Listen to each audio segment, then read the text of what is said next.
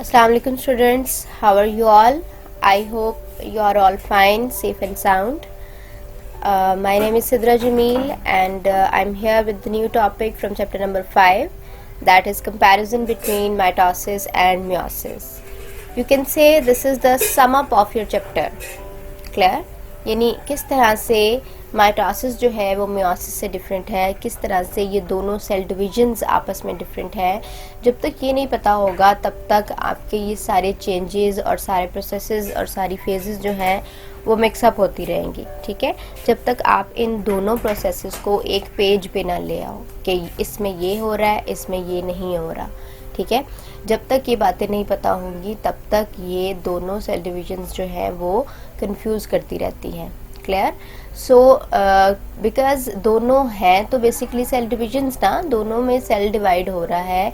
चाहे एक में 2 सेल्स बन रहे हैं, दूसरे में 4 सेल्स बन रहे हैं, लेकिन उनमें जो बेसिक डिफरेंट आ रहा है, जो उनमें प्रोसेसेस का या चेंजेस का डिफरेंस आ रहा है, वो एक्चुअली हमने यहाँ पे डिस्कस करना है.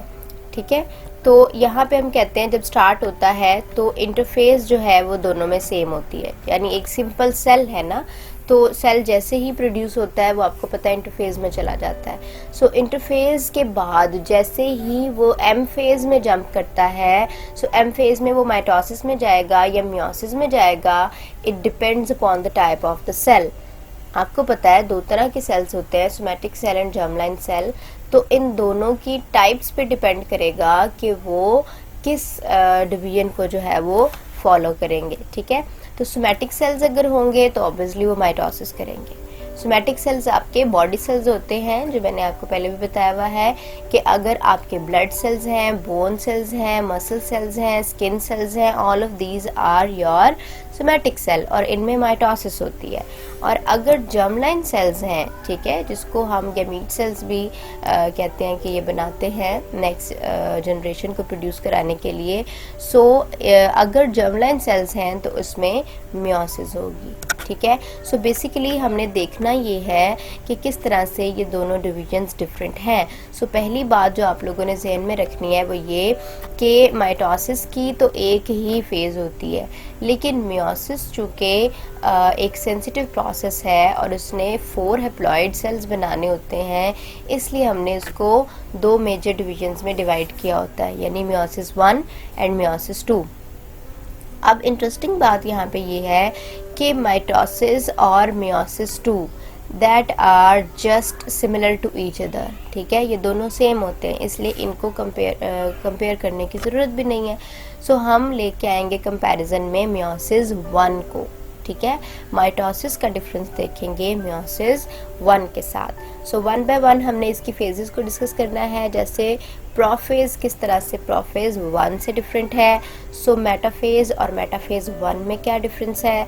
इसी तरह से देखेंगे कि एनाफेज और एनाफेज 1 किस तरह से डिफरेंट है, और at the end telophase and telophase 1 में क्या डिफरेंस है. ठीक है, सो बेसिकली हमने देखना है कि माइटोसिस का मियोसिस 1 के साथ किस तरह से डिफरेंस क्रिएट होता है. First of all prophase and prophase 1.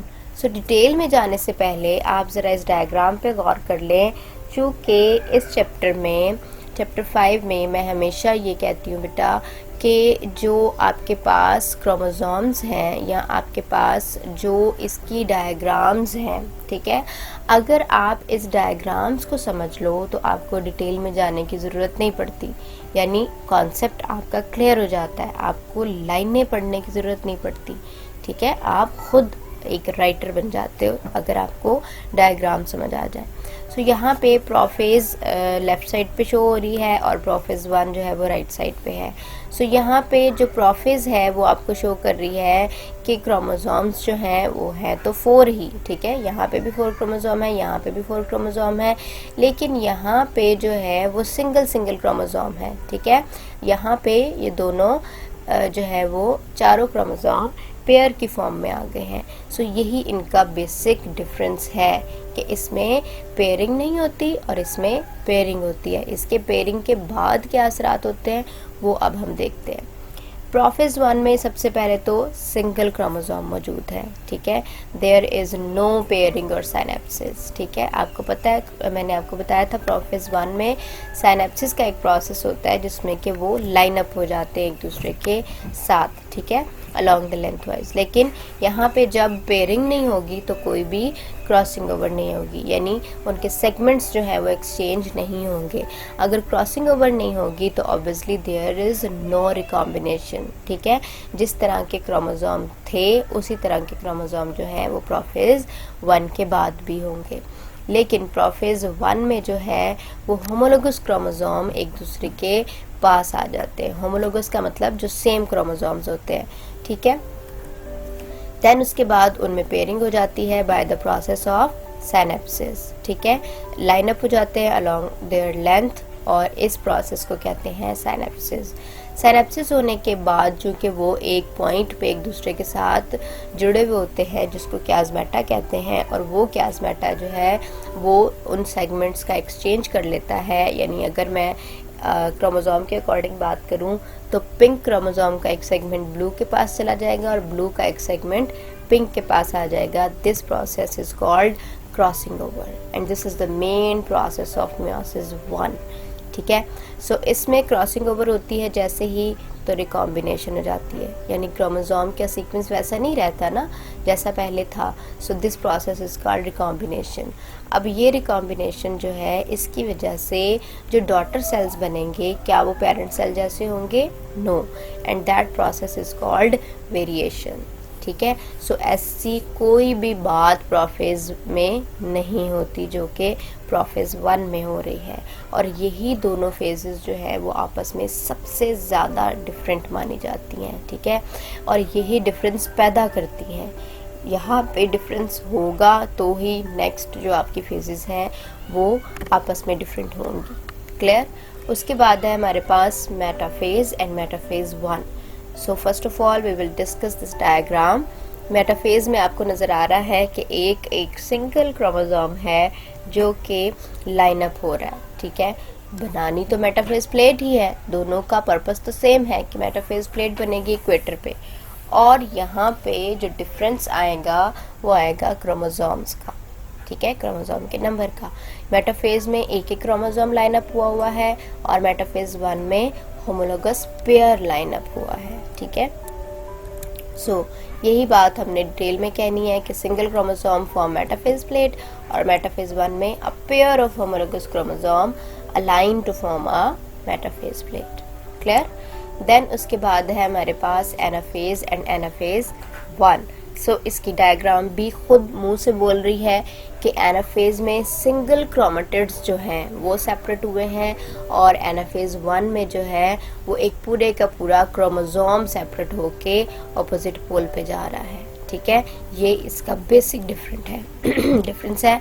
और उसके बाद अगर हम इसको डिटेल में लेके आए तो हम कहेंगे कि एनाफेज में एक क्रोमोसोम ब्रेक करता है, ठीक है, सेंट्रोमेयर क्लीव करेगा तो एक पूरा क्रोमोसोम ब्रेक करेगा जिसके नतीजे में सिंगल क्रोमेटिड्स मूव करेंगे, ठीक है, ऑपोजिट साइड पे जा रहे होंगे। और जब ये ऑपोजिट साइड पे जाते हैं तो इसको इंडिविजुअल क्रोमोसोम का दर्जा मिल जाता है, ठीक है। हर क्रोमेटिड जो है वो एक इंडिविजुअल क्रोमोसोम का रोल प्ले करता है ऑपोजिट पोल पे जाके। एनाफेज 1 में क्या हो रहा है? होमोलोगस पेयर ब्रेक हो रहा है, ठीक है। उसमें क्रोमोसोम ब्रेक हो रहा था, इसमें पेयर ब्रेक हो रहा है, जिसकी वजह से इंडिविजुअल क्रोमोसोम मूव करेगा। वहाँ पे क्रोमेटिड मूव कर रही थी, यहाँ पे क्रोमोसोम मूव करेगा, जिसकी वजह से हम कहते हैं कि जो ऑपोजिट पोल पे जा रहे होते हैं क्रोमोसोम, उनके पास 2 क्रोमेटिड्स होते हैं, ठीक है। यहाँ पे एनाफेज में सिंगल क्रोमेटिड था ना, ऑपोजिट पोल पे जाके उसको क्रोमोसोम का दर्जा मिल गया, लेकिन यहाँ पे खुद क्रोमोसोम ही ऑपोजिट पोल पे जा रहा है, and that is the basic point of you can say reduction of chromosome number, ठीक है। किस तरह से क्रोमोसोम का नंबर रिड्यूस हुआ वो यहाँ पे आपको समझ आ गया होगा। सो टीलोफेज और टीलोफेज 1 का क्या डिफरेंस है वो इस डायग्राम में है वाजिया कि डॉटर न्यूक्लियाई दोनों में बनेंगे। और उसके बाद हम अगर क्रोमोसोम का नंबर देखें तो each single chromatid has now called as a single chromosome.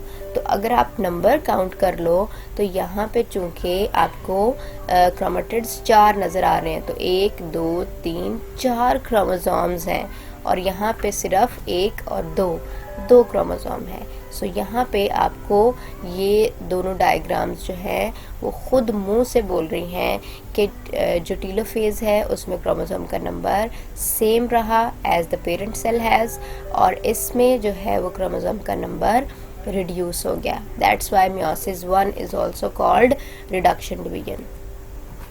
Detail में जाएंगे तो टीलोफेज कहती है कि इसमें डॉटर न्यूक्लियाई बनेंगे जो कि डिप्लॉयड क्रोमोसोम रखते होंगे। ठीक है, 4 क्रोमोसोम है इसमें।